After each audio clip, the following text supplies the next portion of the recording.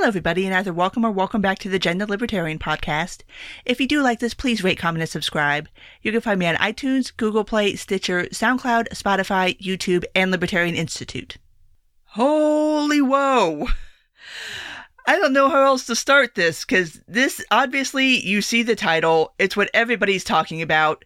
Our current impeachment-ish scandal thing that isn't really impeachment. It's very weird and difficult and kind of hard to explain. So what I want to do is, to the best of my ability, because this is all a lot of information. Like, we just had a lot of information dumped on us in the span of like 48 hours. And it's like, oh my God, what is going on?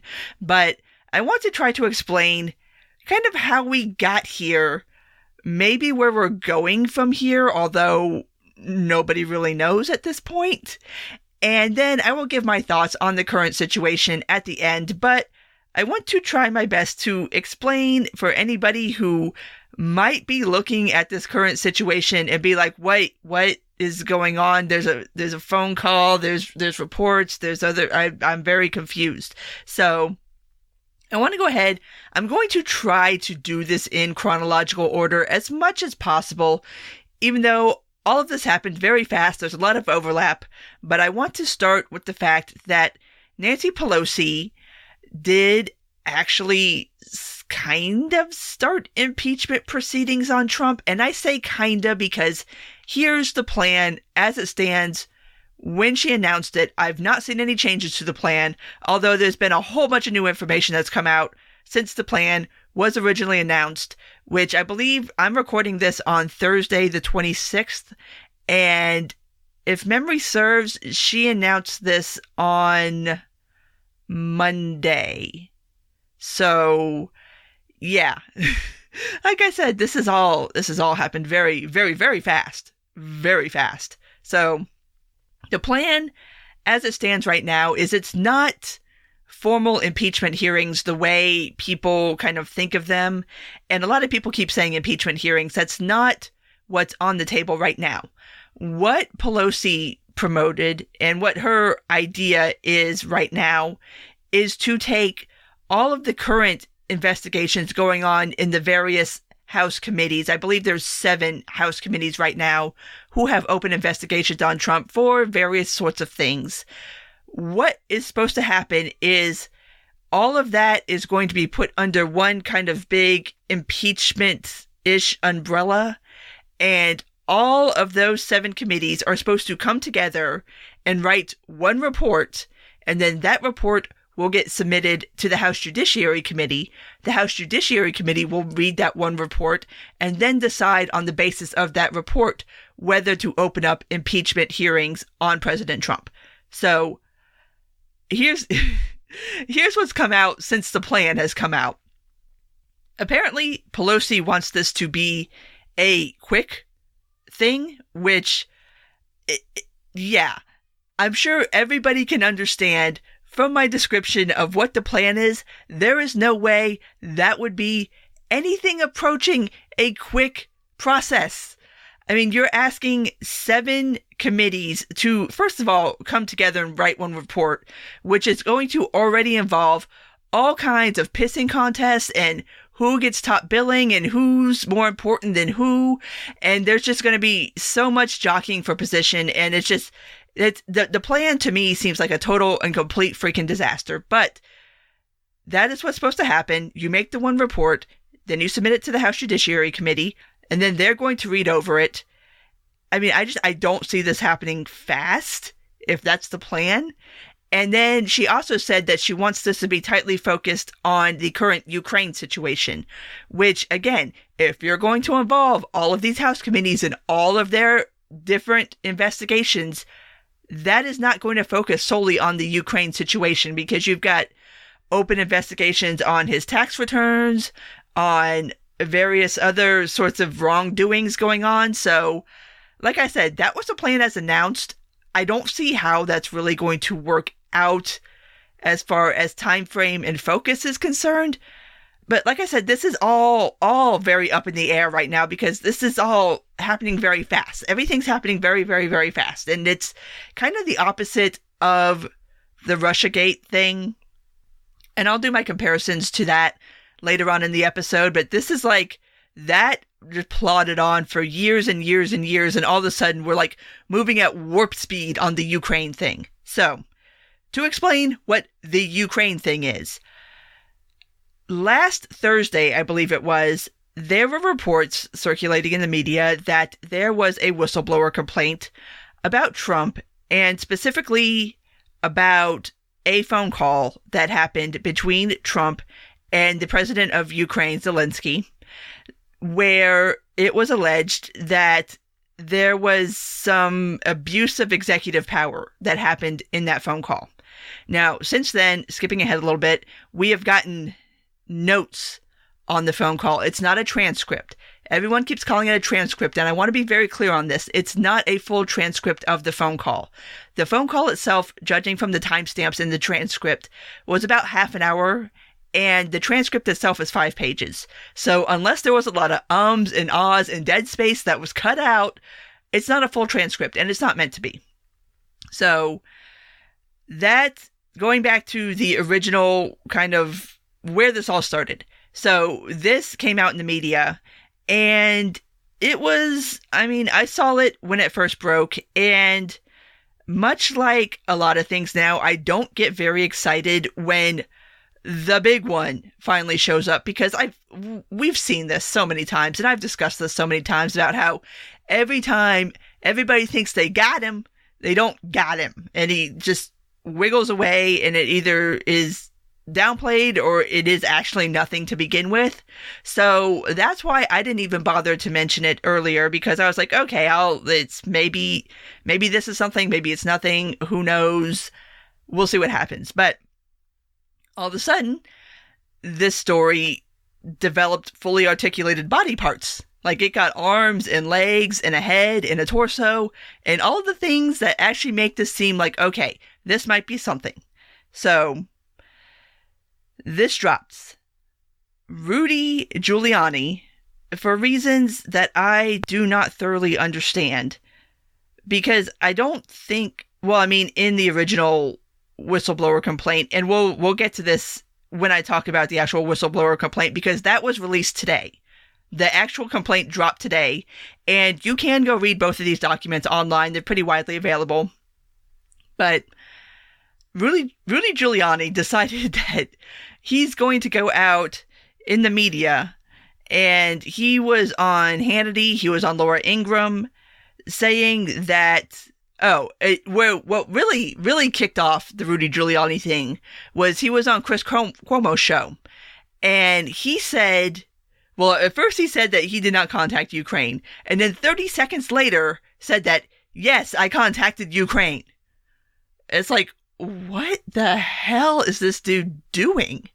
And then he doubled down on Hannity and Ingraham, saying that, yes, he did contact Ukraine, and that he was doing so at the behest of the State Department, which the State Department has since been like, no, we did not ask Rudy Giuliani to go contact anybody, which, why would the State Department ask him to do that? Rudy Giuliani is, first off, not a member of the diplomatic corps. He's not a employee of the U.S. government. He's not an employee of the State Department. He's a private citizen. He has no security clearance, and he's the president's personal attorney. So there was that kind of nugget of insanity where Giuliani is out here point blank admitting that he called Ukraine. And then Trump also admitted that he did have a conversation with the Ukrainian president. So both men, before the notes dropped, before the whistleblower complaint dropped, both men went on record saying that, yes, these phone calls happened. Like, Trump said, yes, I had a phone call. Rudy said, yes, I did make contact. I did make phone calls. So, like I said, this is all just wild as hell. And so I'm going to try to explain this as best I can.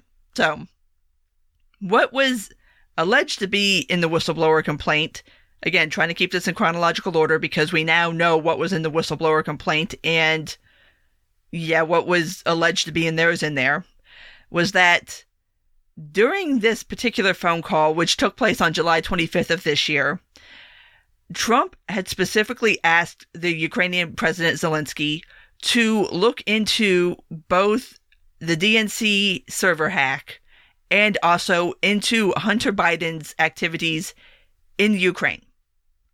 Now, to be fair, Hunter Biden is obviously Joe Biden's son. Hunter Biden has a very interesting past of getting very well-paying jobs that he doesn't seem to be particularly qualified for, but that his father has something to do with that particular area. Like when Biden was the senator from Delaware, Hunter Biden had a job representing credit card companies, which Delaware is a huge, huge hotbed for credit card companies to be based. Hunter Biden got this job working for a Ukrainian oligarch, and it's a oil company, I do believe, either oil or natural gas. Again, this also touches on a lot of things that kind of happen in Ukraine and the corruption that's taking place there, which is something that has been there for a long, long, long, long time. You can go all the way back to the fall of the Soviet Union and how oligarchs came into existence and kind of how crony capitalism has shaped that area of the world in a very, very ugly, nasty way. I mean, you think we have crony capitalism here? We have nothing compared to what is going on in Russia and the former Soviet states. But that's a whole nother ball of wax. But this controversy touches on that controversy. And yeah, anyway, Hunter Biden apparently got a seat on the board of this oligarch's company during the time that Joe Biden, as VP, was handling Ukraine. Like, that was part of his job, his portfolio as VP, was to handle the Ukrainian situation. So, again, obviously, it looks bad, and it probably is exactly what it looks like. Let's keep it real. Like, it's the swampiest of swamp shit. It is, I mean, nepotism is nothing new in DC. People's children getting certain jobs because of who their father is nothing new. And I would think Trump would want to keep his head down on that one because, yeah, let's not look too close at how Jared Kushner has a job in the White House right now, despite having no qualifications whatsoever, is all of a sudden somehow handling Middle East conversations. I'm just saying, but so there's that. And then on Tuesday, I'm trying to keep this straight to remember what day, what happened. In fact, actually, no, it wasn't Tuesday. It was yesterday. The White House and Trump released the notes from the phone call. And yeah, if we're being completely honest, yeah, he asked. He point blank asked about how Ukraine and Zelensky should look into, first off, the DNC hacked server. Now, Trump seems to be under some impression that this DNC server is still physically in existence and is in Ukraine somewhere because of how this all went down. And it was alleged that the hackers were in Ukraine. And so I don't think the president understands how hacking works. I think he thinks that somewhere in Ukraine, like, they had the physical server and he would like it back. So he asked for that. And I'm like, first of all, what? I don't think he understands how this works. Not to mention that if this server doesn't exist anymore, it's destroyed people. Like, nobody is just hiding this server in their house or something. Like, I don't even understand this request, but it shows that Trump is still stuck on the damn emails. Let it go, dude. It's done. That whole situation, Hillary's emails, the DNC hack, it's fucking done. Let it go. But he is still stuck on it to the point where he is asking the president of Ukraine to go find a physical server for him and send it to him. And the second half of that is that he did specifically say that he wanted the Ukrainian president, Zelensky, to look into Joe and Hunter Biden's, I guess, activities in Ukraine as far as a more broad, overreaching corruption probe. And there's a lot of other stuff that touches on that. There was an investigator in the Ukraine who got fired, who was looking into the company that Hunter Biden was looking for, but apparently that guy was corrupt too. Like I said, it's such a big ball of swampy, gucky, gross nonsense. But the problem with the phone call is this a quid pro quo situation? Because what was happening, and I'll actually read the notes from the transcript the notes from the phone call, so you can kind of see where people are coming from when they're making this, is this a quid pro quo situation or not? I'm going to skip over the front half of the call because it's a lot of glad handling and talking shit about the EU and how they don't do enough to help Ukraine, and the US does so much more to help Ukraine, and these other countries should really be doing more, and we're such great friends, and we do so much for you, and isn't it so great, and isn't everybody else just such shit? But to get to the actual important part of where this starts getting interesting, and we're going to start, this is Zelensky talking here. I'm very grateful to you that because the United States is doing quite a lot for Ukraine, much more than the European Union, especially when we were talking about sanctions against the Russian Federation. I would also like to thank you for your great support in the area of defense. We are ready to continue to cooperate for the next steps. Specifically, we are almost ready to buy more javelins from the United States for defense purposes. Side note, javelins are anti-tank missiles that the Ukraine buys from us obviously for protection, and also because it really pisses Russia off that they do it. So, yeah, that's a whole situation in and of itself too. But okay, so that's what Zelensky said. That's where he leaves off with that statement: is we are ready to buy more javelins from the United States. Here is the president's follow-up per the notes on this call. I would like you to do us a favor, though, because our country has been through a lot and Ukraine knows a lot about it. I would like you to find out what happened with this whole situation with Ukraine. They say CrowdStrike. I guess you have one of your wealthy people. The server, they say. Ukraine has it. There are a lot of things that were on the whole situation. I think you're surrounding yourself with some of the same people. I would like to have the Attorney General call you or your people, and I would like you to get to the bottom of it. As you saw yesterday, the whole nonsense ended with a very poor performance by a man named Robert Mueller. An incompetent performance. But they say a lot of it has started with Ukraine. Whatever you can do, it's very important that you do it if it's possible. All right.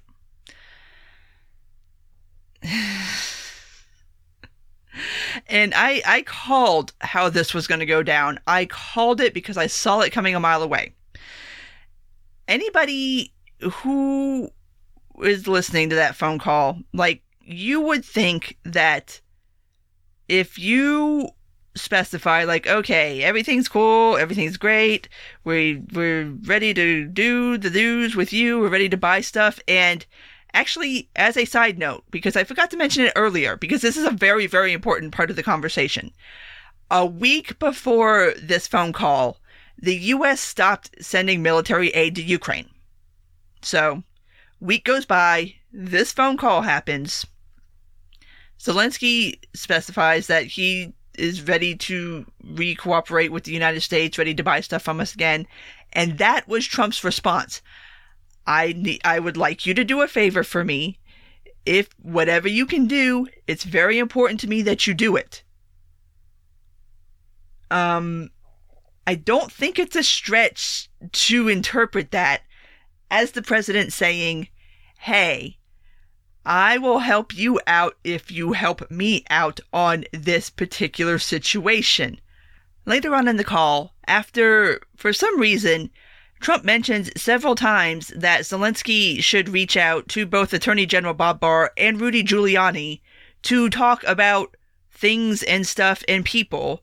But after the DNC server thing, they go on to talk about the prosecutor who was looking into the case about Biden and the corruption and everything, and also the U.S. ambassador to Ukraine who was fired under rather suspicious circumstances.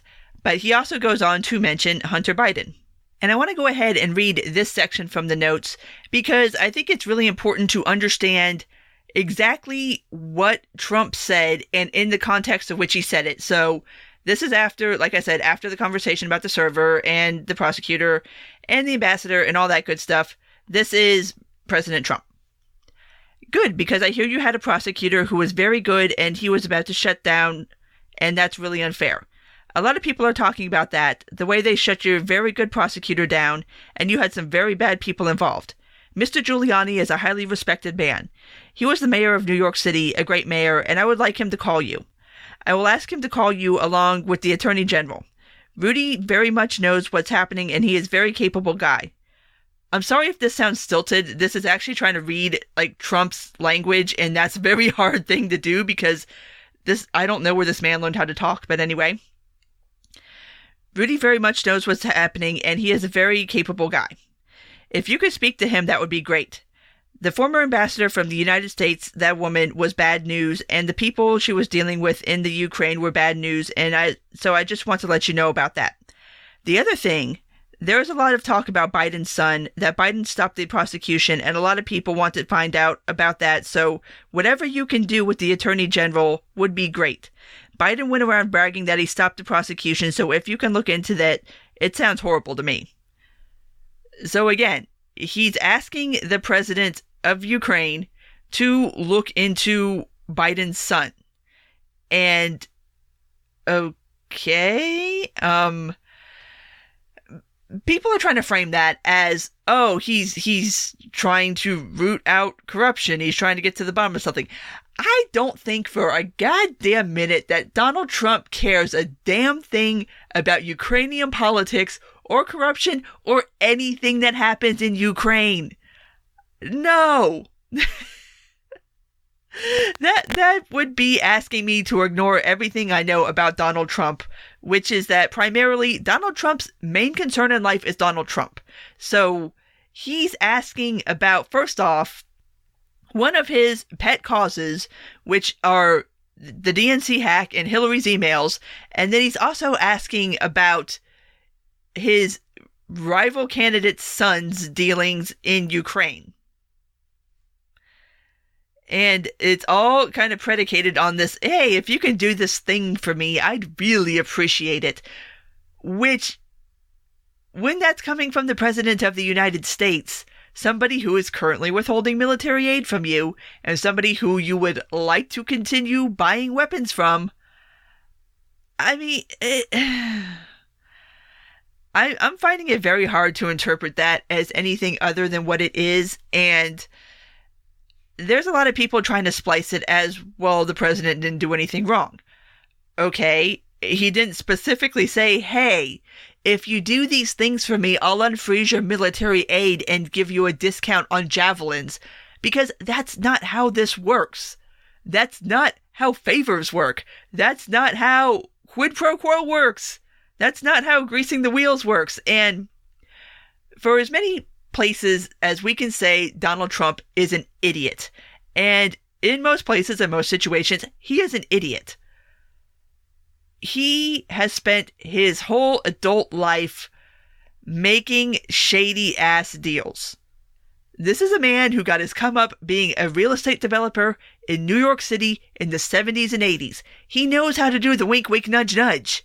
He knows how to craft things to where it's obvious what he wants you to do, but wants to maintain plausible deniability. And this reminded me of the Michael Cohen testimony from Congress, where he said, well, no, he never told me to go lie to Congress. Like, he never looked me dead in my face and like, go lie to Congress. But he made it abundantly clear that he wanted me to lie to Congress. That's kind of how this works and kind of how you talk when you make these sorts of deals. So there's this very much divide about whether this is something that is good or bad or neutral or worth impeachment or worth even talking about. I mean, like I said, you can read the whole thing, take it for what it's worth.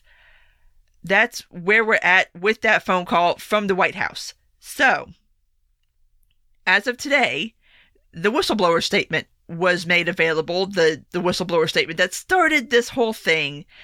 And this has added a lot more fuel to the fire, in my personal opinion, if it is true. Again, this is all alleged. I mean, the notes aren't alleged. Like the White House says, this is what was said, so that's not alleged. So take it for whatever it's worth. The whistleblower complaint. We don't know who the whistleblower is. They're still anonymous. Last I heard, they are willing to testify to Congress, and I'm saying they because we don't know if it's a he or a she, who it is, where they're from, whatever. So that may happen. I don't know if that would happen in a public hearing or if that would happen in private, or if they would speak to, I don't know who they would speak to, if they would speak to the Judiciary Committee in private. Again, this is one of those things that this is all so new and so fast that we're not quite sure how exactly this is going to boil down. So, whistleblower statement. Now, the whistleblower freely admits that they were not a direct witness to any of the things in the complaint.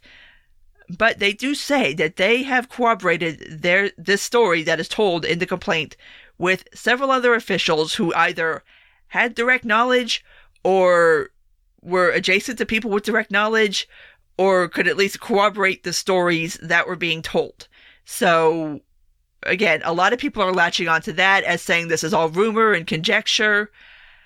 I would say read the complaint yourself, because the way it is written and structured, it is very clear on that topic, and it is very clear when certain statements are being made, whether this is information that was got from a direct source or was being corroborated by somebody else.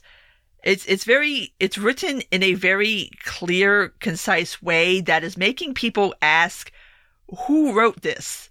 And a lot of people are speculating that it's either somebody who is a lawyer or is out of the intelligence community, just because of the structure and the way it's written and the footnotes that are put in and the way the information is cited. So take that for what it's worth. I will say that in the whistleblower complaint, the details in there about the July 25th call line up with the notes that the White House has released pertaining to that phone call. So those two pieces of information match up. So that gives me a little bit more trust in the whistleblower statement, in that part of it has been proved to be true. The claims that were made about the July 25th call were backed up by the notes that the White House released as to what was discussed. Now, again, interpretation is key here, and everybody has their own interpretation, and this is one of those where everybody is viewing this through whatever lens they want to view it through. Okay, I'm trying to keep this as factual as humanly possible until we get to the point where we talk about my opinions. So, there's that. But the whistleblower complaint goes even further than just documenting that phone call.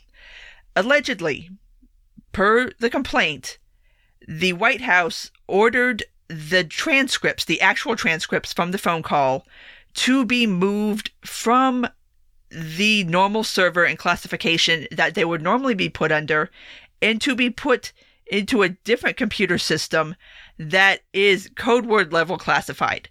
So these were specifically moved from one computer system to another computer system per White House lawyers, so that access to the full transcripts of this phone call would not be available to anybody who did not have a very specific, very high level of security clearance to see them, which is not protocol. And for what it's worth, This phone call was apparently listened into by about a dozen different people, as that is usual. Like when a president is calling another president, prime minister, whatever, head of state, normally there are people listening in on the phone call. So those people have their own notes. Whether those notes are classified or not, the whistleblower doesn't know. And they specifically say they don't know if those notes can be released because they don't know what their status is. But the other thing, as far as the phone calls are concerned, is the whistleblower does say that that is not the first time that the White House has demanded that transcripts from a phone call be moved out of the regular computer system and put into a more highly classified computer system so that the transcripts would not be publicly available. That's pretty damning because, again, if there's no there, then why would you move it? Like, why would you need to move it to a highly classified computer system?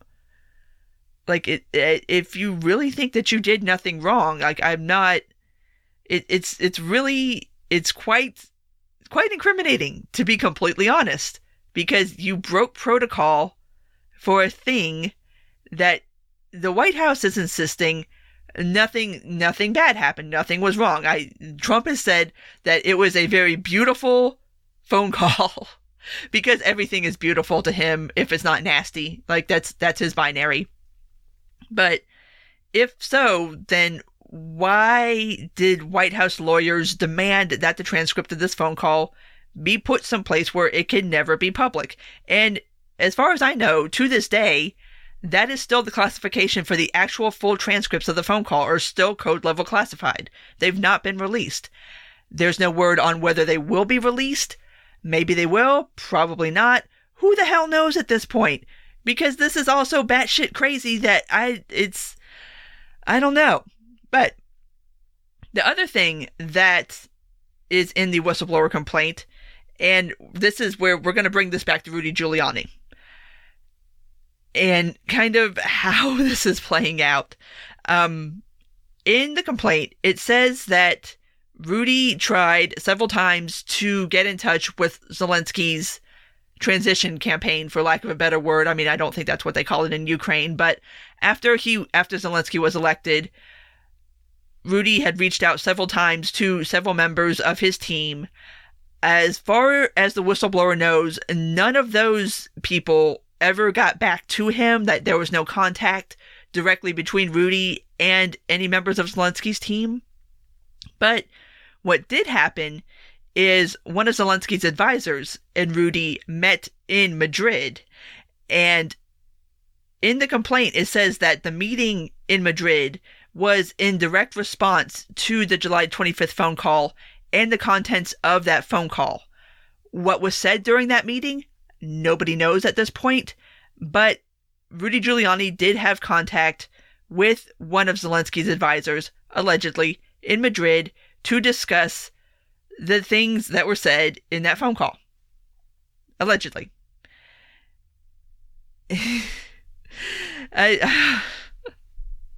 It's not funny. It's not funny, but this is just like, I feel like I'm reading a spy novel.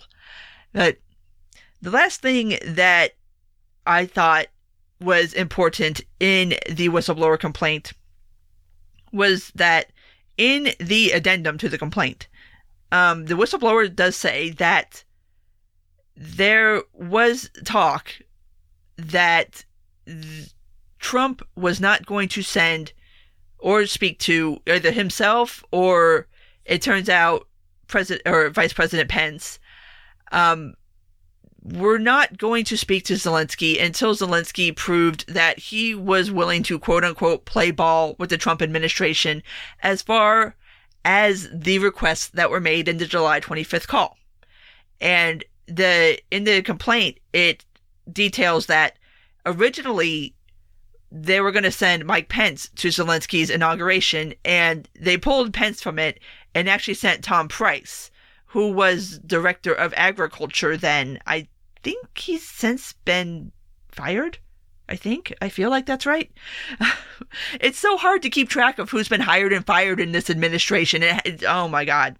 Anyway, so that is the whistleblower complaint.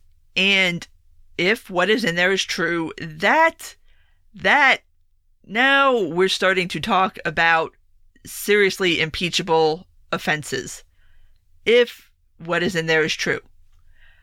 Again, we have something of an open inquiry about how and what and when and where and who.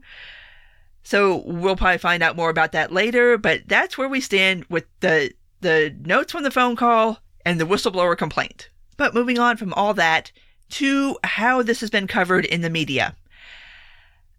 It's to the point where I can't even read news reports, tweets, anything about this anymore because everybody has gone so fully biased on this that everybody is cherry picking the parts that they think help their case and straight up like ignoring the parts that they don't help their case. And both CNN and MSNBC got called out for taking the part where Trump said, "Do me a favor," and directly linking that to Hunter Biden and skipping over the DNC server part.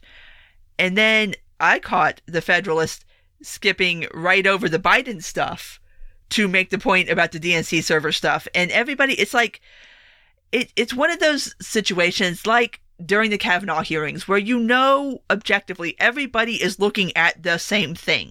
Like, you're looking at the same notes, you're looking at the same complaint, but people are reading it in such wildly different ways that it's hard to believe that people are looking at the same thing. It's like, how can all these people be looking at the same thing and getting two wildly different interpretations of it? But that's where we're at right now. So, as always, I always tell you guys this, but I will tell you this very much so in this situation.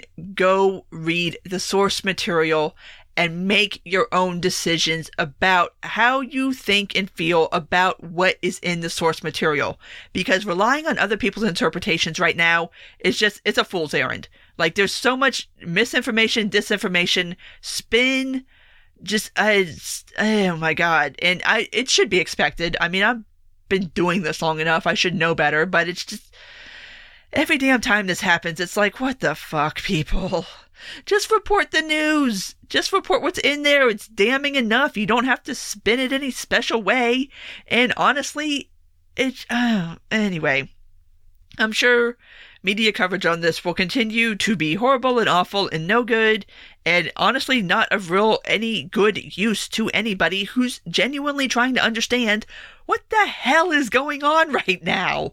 So, moving on to my thoughts on this whole situation.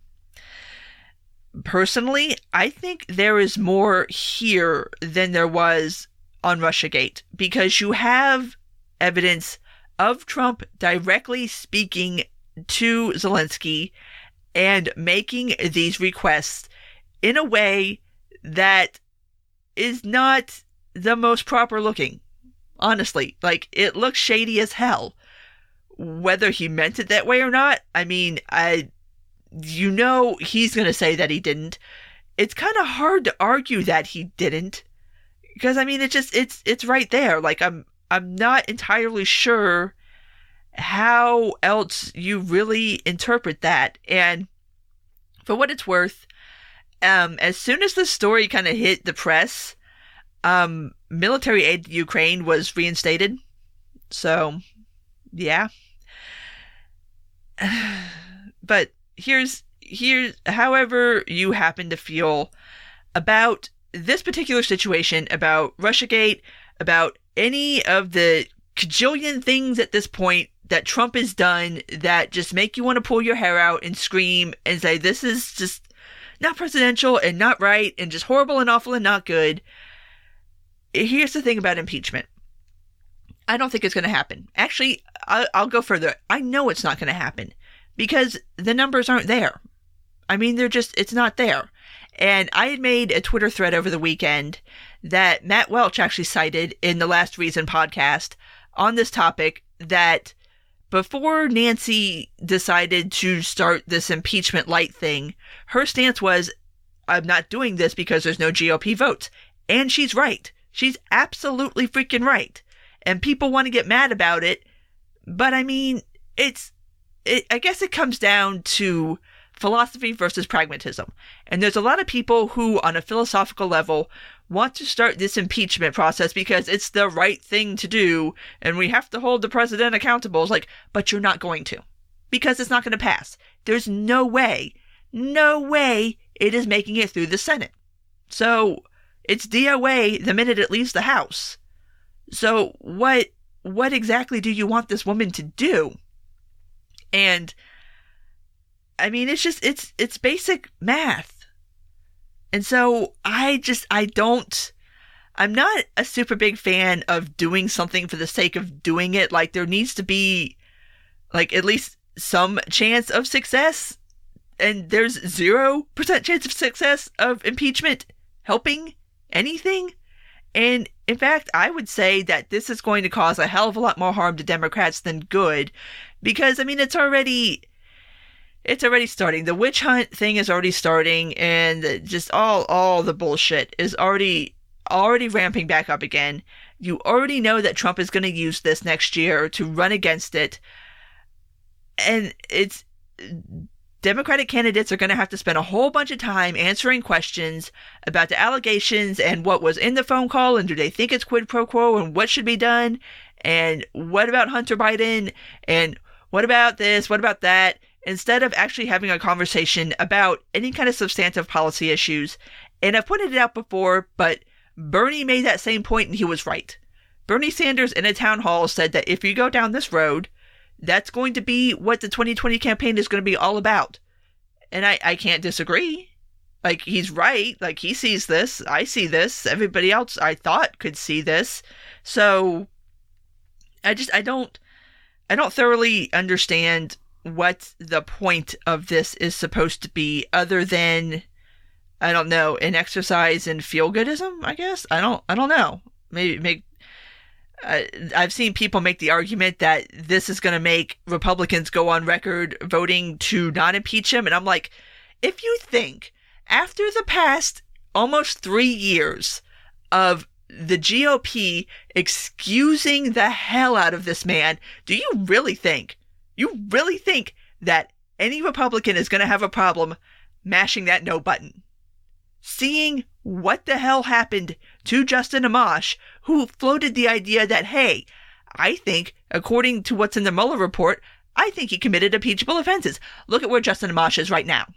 You think a single Republican is going to risk that?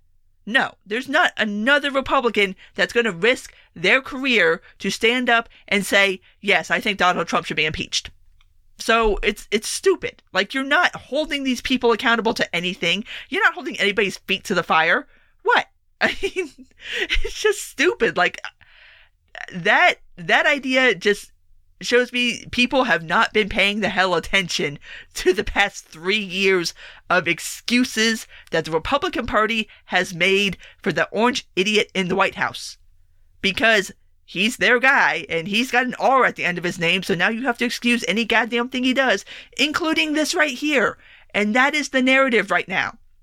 And I saw it, that is going to be the excuse, is if there is not a solid, specific, dead-ass, ham-fistedly stated quid pro quo, then everybody's going to lean into plausible deniability, and everyone's going to say, well, he didn't exactly do quid pro quo, so it's like, shut up, stop it, come on now.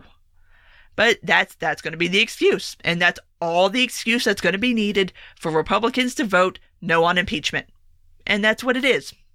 And it sucks. It fucking sucks. It sucks that the GOP is there. It sucks that nobody in the party can speak out against Trump publicly and keep their career. It's shitty. It's absolutely shitty. And this is the bed they made for themselves.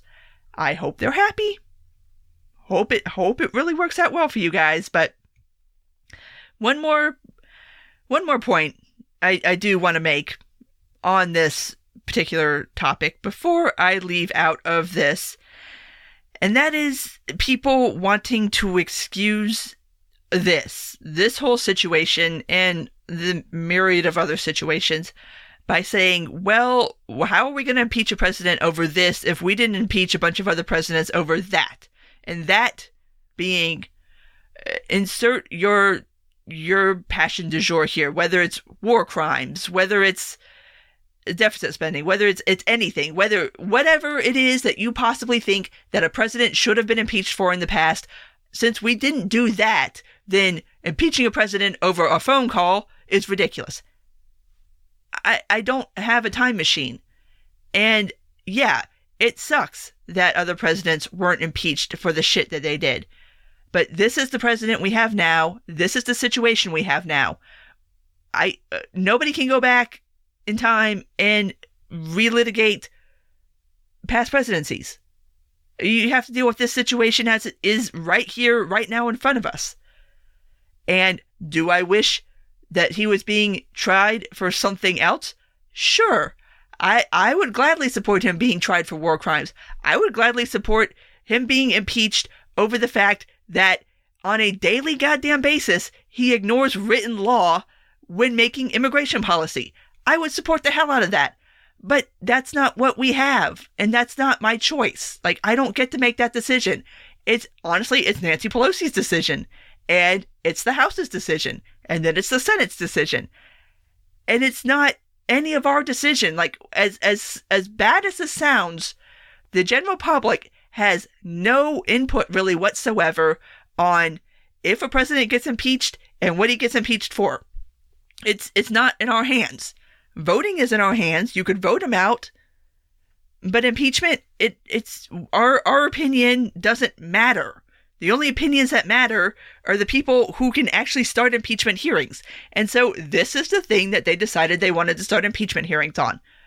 Okay, well, I mean, it's something, I guess. If you want him gone, if you really want to see him impeached, then I don't get getting pissy that it's not because of the thing that you want him to be impeached for. I mean, we don't always get what we want. Life is not perfect. We don't live in a perfect world.